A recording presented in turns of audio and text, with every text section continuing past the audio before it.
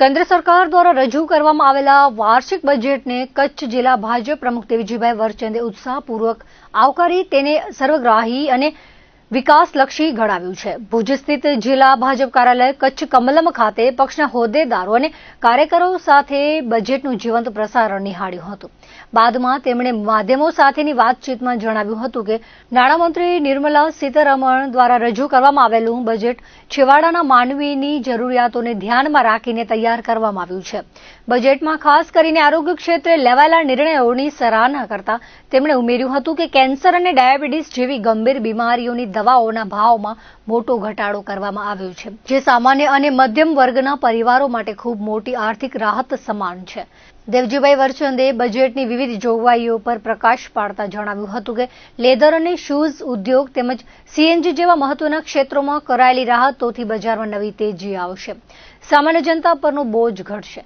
કૃષિ ક્ષેત્ર અંગે પ્રતિભાવ આપતા તેમણે કહ્યું હતું કે કાજુ, બદામ અને નાળિયેરની ખેતી કરતા ખેડૂતો માટે આ બજેટમાં વિશેષ પ્રોત્સાહક પગલાં લેવામાં આવ્યા છે, જેનાથી ખેડૂતોની આવકમાં વૃદ્ધિ થશે। ઉપરાંત મોબાઈલ ફોન અને બેટરી જેવી જીવન જરૂરી ટેકનોલોજી સસ્તી થવાથી યુવા પેઢીને સીધો ફાયદો થશે।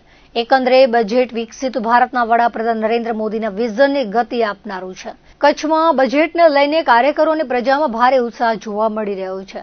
આ બજેટ દેશની અર્થવ્યવસ્થાને નવી ઊંચાઈઓ પર લઈ જશે તેવો વિશ્વાસ પણ તેમણે વ્યક્ત કર્યો હતો। આ વેળાએ મહામંત્રી નરેન્દ્રભાઈ પ્રજાપતિ, નગરપાલિકા પ્રમુખ રશ્મિબેન સોલંકી, જિલ્લા પંચાયતના પૂર્વ પ્રમુખ પારુલબેન કારા, ભુજ શહેર ભાજપ પ્રમુખ મિતભાઈ ઠક્કર, ભુજ નગરપાલિકાના ઉપપ્રમુખ ઘનશ્યામસિંહ ઠક્કર, હિતેશભાઈ ખંડોર, રાજેન્દ્રસિંહ જાડેજા, ભૌમિક વચરાજાની, માવજીભાઈ ગુસાઈ, નરેન્દ્ર ભાટિયા, ધીરેન લાલન, સંજયભાઈ ઠક્કર વગેરે હોદ્દેદારો અને કાર્યકરો હાજર રહ્યા હતા। ભારતીય જનતા પાર્ટી કચ્છ કમલમ ખાતે સૌ ભારતીય જનતા પાર્ટીના કાર્યકર્તાઓ આજે જ્યારે કેન્દ્ર સરકારની કેન્દ્રીય બજેટ કેન્દ્રના નાણાપ્રધાન નિર્મલા સીતારમણ જ્યારે આજે રજૂ કર્યું છે ત્યારે એનું લાઈવ પ્રસારણ સૌ કાર્યકર્તાએ અત્યારે સાંભળ્યું અને ખૂબ ખૂબ અભિનંદન આપીએ કેન્દ્ર સરકારને કે નાના વર્ગ માટે જે પ્રકારની રાહતો અને જાહેર કરી છે એ